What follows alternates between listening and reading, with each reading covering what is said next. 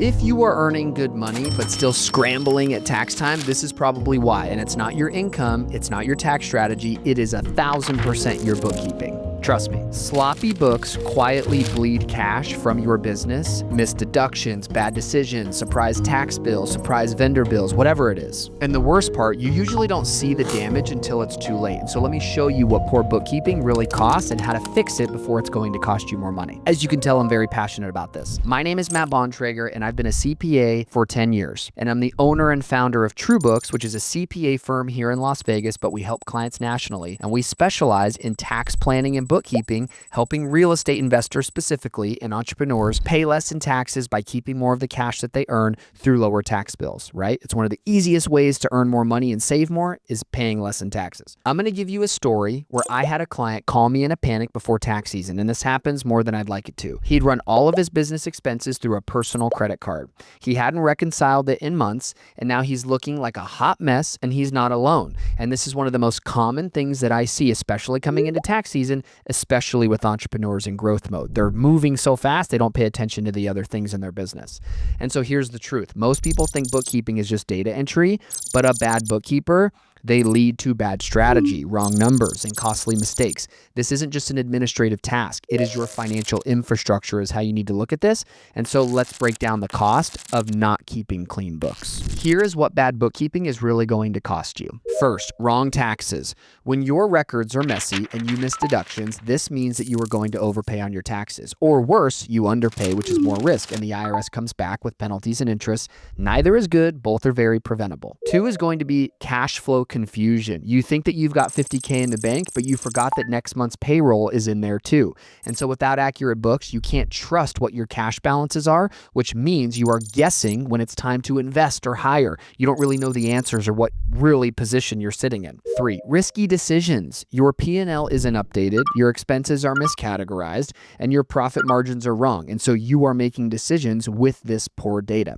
That is not strategy, that is pure gambling. And as a business owner myself, trust me, it's going to bite you in the ass. Here's another problem, blocked financing. You want to get a line of credit. You need an SBA loan. You're trying to raise capital. Guess what they're going to ask for first? Clean, updated financials. And if you can't produce them, that door is going to close fast. And trust me, it makes you look very bad if it takes you a long time to get things in order. And now let's dive a little bit deeper. Here are the repeat offenders that create these issues. Mixing personal and business expenses.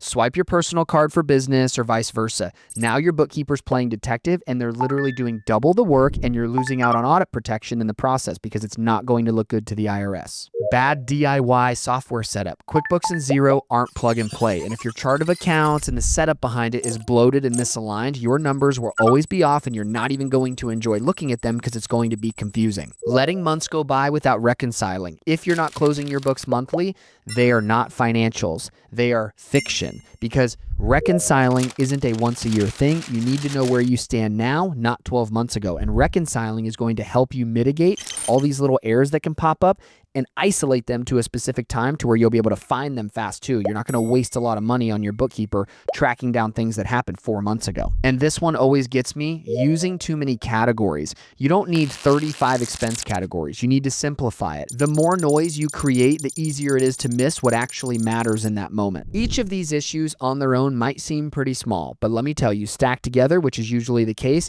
this is going to create IRS letters, surprise tax bills, and bad business decisions. I've seen it more times that I can count, hence my frustration with this topic. So let's flip the script here. Here's what happens when your bookkeeping is tight, right? In order. Every deduction is captured. You're not scrambling at tax time. You've already documented everything clean and categorized, tax ready all year, and there's no more panicked calls in March like, hey, I need to file an extension because I don't have my numbers in order.